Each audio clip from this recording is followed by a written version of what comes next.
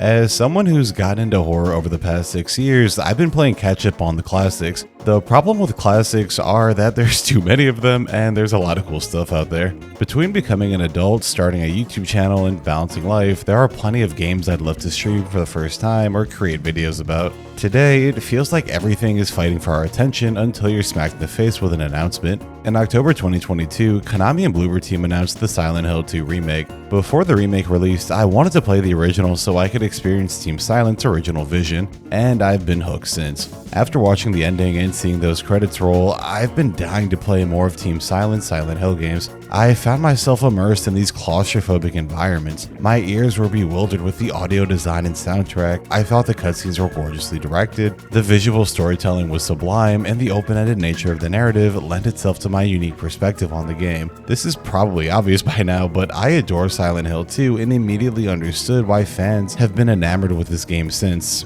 And after playing the remake, I knew I had to play more, which brings us to today's video. Instead of going straight to Silent Hill 3, let's rewind the clock back to 1996 and learn how we got here. It's the spring of 1996. Mario 64, Tomb Raider 1, Quake, Pokemon Red and Blue, and other classics were just released. Although these games are all important, the release of Capcom's Resident Evil would put our story into motion. As we all know, Resident Evil would create and popularize the survival horror genre. And sure, there were other horror games before it, but RE would be the first to enter pop culture. Capcom's success prompted many developers to get a piece of the survival horror market, and Konami was no different. By the time Silent Hill 1 entered development in 1996, Konami was already seen as a prolific developer. They found success through the arcades in the 70s and transitioned towards home console development by the 80s. As someone who knew very little about Silent Hill and Konami before Silent Hill 2, let me tell you, this might be one of the craziest development stories I've read. Like many AAA studios, Konami had separate internal teams working on various projects. Team Silent, the creators of Silent Hill, was the group of programmers and artists who were viewed as underperforming employees.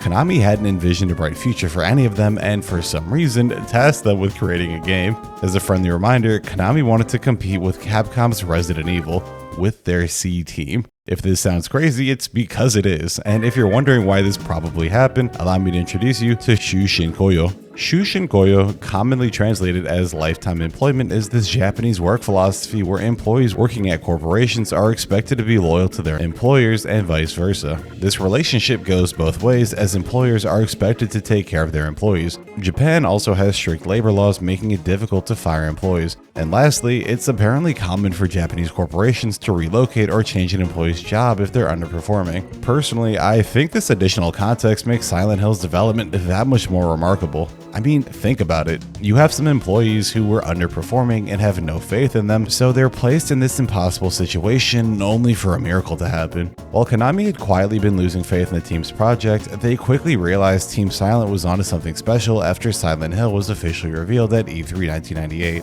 This reveal trailer was followed by roaring applause, journalists were writing about it, and people were excited. Leaving E3 with a newfound interest, Konami immediately provided full support to Team Silent. Silent Hill 1 was directed by first-time director Keiichiro Toyama. The characters were designed by Takayoshi Sato, the monsters were designed by Masahiro Ito, and the sound design and original soundtrack were composed by Akira Yamaoka. Silent Hill 1 is unfortunately far less documented than its successor. Outside of a handful of documentaries and a few articles, there isn't much to work with. I'll post a link in the description with this developer interview from 1999 if you're interested. If you're a fan of Silent Hill, this is an easy recommendation to read, since it provides a ton of insight around where the team's head was at during development. What immediately stood out to me was Toyama's understanding of atmosphere, realism, and graphical limitations at the time. He strove to create a relatable place, offering a sense of deja vu while fully aware he was developing a PS1 game. He knew achieving this sense of realism would be ambitious. Instead, the team decided to create an immersive game that felt more like a dream.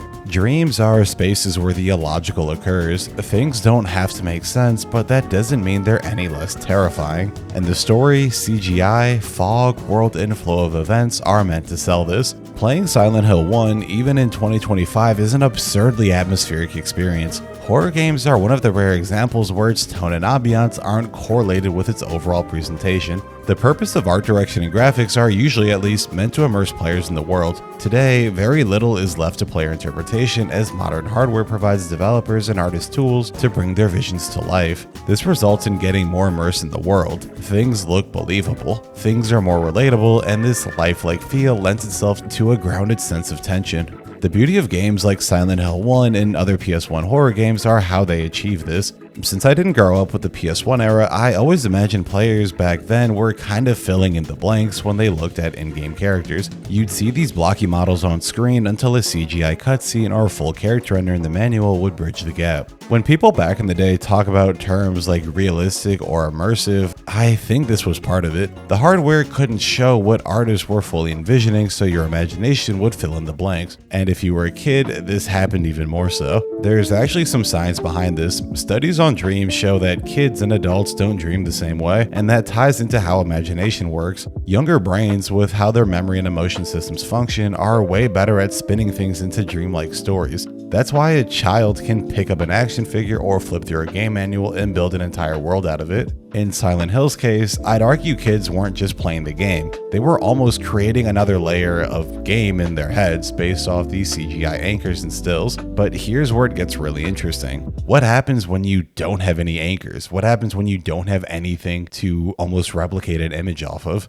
When your brain sees something unfamiliar, it tries to humanize it. Psychologists refer to this as anthropomorphism. This can best be described as how our brains subconsciously attribute human traits to things. That's why we end up with figures like Mother Nature or Father Time. It makes the world easier to process. But when your brain can't quite make that leap, when the shapes don't line up, when it doesn't know where to place eyes or mouth, that's when things can start to feel unsettling. And that, I think, is a huge part of why low poly graphics and 32-bit horror still stick with us today. It's not just the atmosphere, it's the way our minds were forced to collaborate with the game. Placing enemies in front of players with no rhyme or reason allows our minds to wander, and the more time we spend understanding what we're looking at, the scarier it can become. Or in layman's terms, less is more. Silent Hill 1 and many other PS1 games often provided players with breadcrumbs of the environment. Traversing Silent Hill's fog is another exceptional example of this. What monsters lay in wake waiting for us? Where's the map? And where am I headed are usually racing your mind as the sound of footsteps bring you back to reality.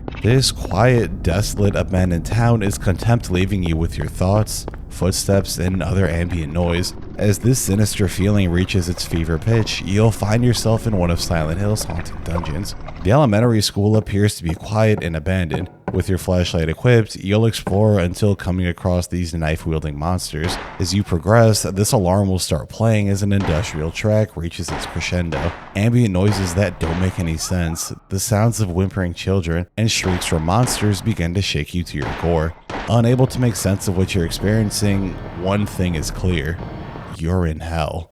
Before meeting the cast, learning more about the narrative, and wrapping our minds around what the hell is happening, we're entranced in this environment where things just don't make any sense. All your questions won't have answers, and mysteries will remain just as that, a mystery. Harry appears to be frequently waking up. Monsters that aren't supposed to be real are here, and the world is constantly shifting before us. And before you know it, you'll find yourself completely immersed within Silent Hill.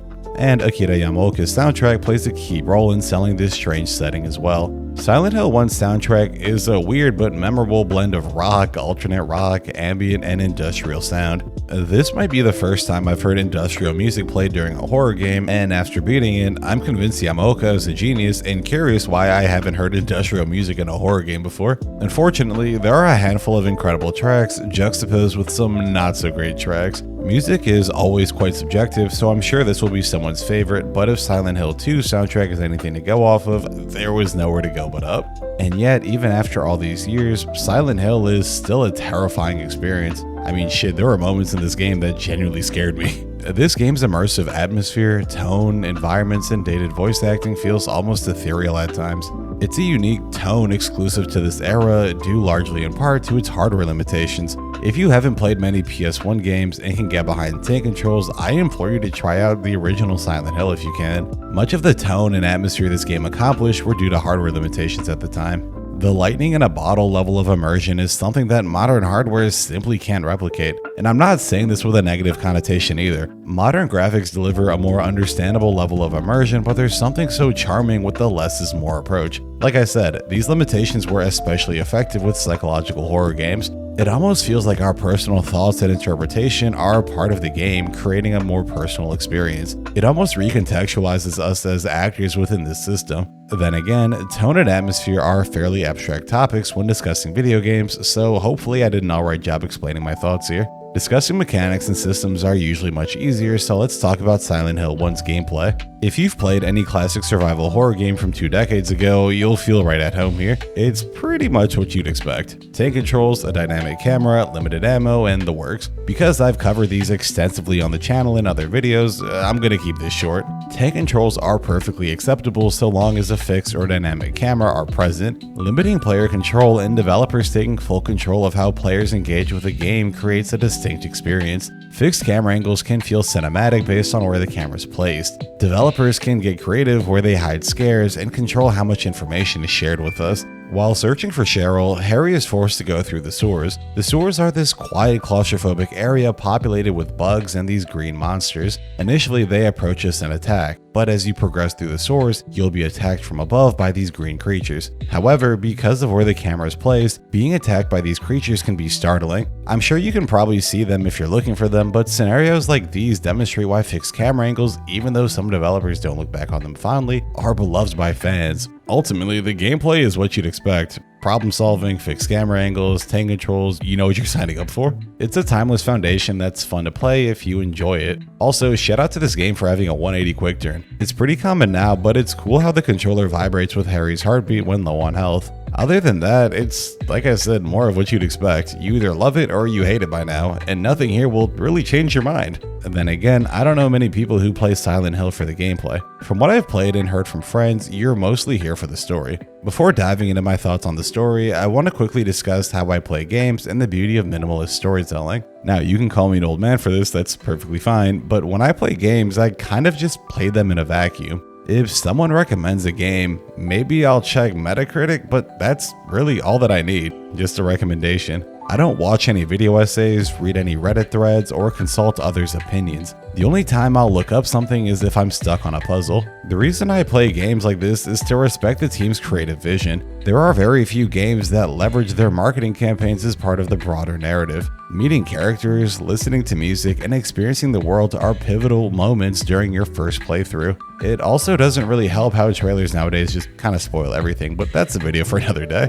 Speaking of videos, if you're enjoying this one, leaving a like and considering subscribing would go a far way in helping the channel and supporting my creative endeavors. Thanks for making it this far and back to the video. The other and most important reason I play games this way is to let my mind wander. For better or for worse, I find solace in my thoughts. I love pondering what characters mean, scrounging the worlds for any additional context, and piecing together how X connects to Y. Mysteries for players to uncover, thematically dense pieces of media, and overtly minimalist narratives are some of my favorite ways of telling stories. What I'm trying to say is this video contains my thoughts on the story. My thoughts could be entirely off base, but that's the beauty of minimalist storytelling. It's all personal, which in my opinion is the best way to write a psychological horror story. With that preamble out of the way, let's talk about the journey this game took me on because man, was I lost after the credits rolled the first time. Throughout the game, Harry Mason, the main character searching for his daughter Cheryl after a car crash, will have several hallucinations and abruptly black out. The story, especially during your first playthrough, can feel almost incoherent at times. Character dialogue and general exposition aren't the issue here. Rather, the lack of context and unwillingness to provide direct answers to your questions are something you'll have to come to terms with. The story's vague nature works very well with what Team Silent was trying to convey. As Harry randomly wakes up, hallucinates, traverses through the fog, encounter enemies, and with Silent Hill's constantly changing landscape, Silent Hill 1 just doesn't feel like a real experience. Emotions like uncertainty and fear will creep into your mind as your bounds of reality contradict your experience. As I was playing this game, a thought appeared in my mind that I couldn't shake. Can we trust Harry Mason? And if we can't, how do we bifurcate reality from fiction? As the credits rolled with the bad ending, of course, I searched my footage for symbolism, a hint, memo, or anything alluding to Harry's mental state. As I searched for answers, it hit me. I'm playing a PS1 game, man. For some of the younger fans watching this, games back in the day released with manuals that provided instructions, controls, and most importantly, context. An area I wish Silent Hill focused on more, which maybe it did and I just missed it, was Harry's life after losing his wife and adopting Cheryl. In the manual's character section, Harry Mason's description is as follows: losing his wife to disease has left a shadow over his soul. His daughter is the only bright spot left in his life. He goes to Silent Hill to go on vacation with his daughter to be mired in bizarre events. That was the beginning of this tale, or was it predetermined somehow? That's a truth that Harry has yet to discover. This description provides some much needed context to Harry and his interpretation of events. Listen, I love campy voice acting as much as the next person, but Harry doesn't feel hurt or even remotely distraught throughout the game. He doesn't feel like he's carrying some pain, guilt, or anything really. As a matter of fact, he doesn't verbally mention his wife until saving Sybil in the amusement park, but we're starting to get ahead of ourselves. Like I said earlier, you have to be comfortable with things just happening and being confused. Silent Hill's story doesn't feel real at times and becomes even more charming when we're provided with some context. A huge part of this charm in most games from this era are the voice acting. There were countless times when I was streaming this game where I was just laughing at some of the deliveries. Whether it's these long drawn out pauses between the sentences, characters abruptly leaving cutscenes, Sybil randomly blaming drugs on everything, or Kaufman's nonchalant tone following a near-death experience, rest assured you'll be entertained. Unfortunately, the voice acting doesn't always land and can be to the game's detriment. When reaching nowhere near the end of the game, Harry finds himself exploring all the old stages in this stitched together world. Experiencing this further validates my theory that Harry probably wasn't a reliable narrator for players. Nowhere by itself is already an uncomfortable area with serious psychological implications. I initially thought we were exploring Harry's psyche until encountering memories and locations we haven't been to before. Are these really our memories? Is Harry suppressing something? Are these someone else's memories, or maybe our memories have merged with someone else's? It's hard to find a definitive answer, and that's kind of the point. Yet, I think verbally mentioning or having some memos pertaining to the shadow over his soul following his wife's passing, or reliance on his daughter for happiness would have done wonders for the story, overall mystery, and Harry's characterization. Anyways, those were my initial thoughts when the credits rolled. I almost didn't believe the game was over because I was so lost, man. Who's Dahlia? What the hell is the Floros? Where'd Kaufman go? Who are the doctors in this flashback? What do you mean I got the bad ending? And what the hell just happened? Pretty much sums up my experience. I actually thought I was done with the game until seeing that I got the bad ending. Before looking anything up, I did my best to try and make sense of what I played. As I was alluding to earlier, this is my favorite part of playing games in a vacuum. Everything is this new, fresh, original experience that you just kind of get robbed at when you look at stuff online. There are so many mysteries and unexplained events that I can only imagine how much fun playing this game as a kid would have been. Speculating around a lunch table or talking about it with coworkers during a break sounds like a ton of fun. Nevertheless, Silent Hill 1 does have a good ending which provides some answers and more room for speculation.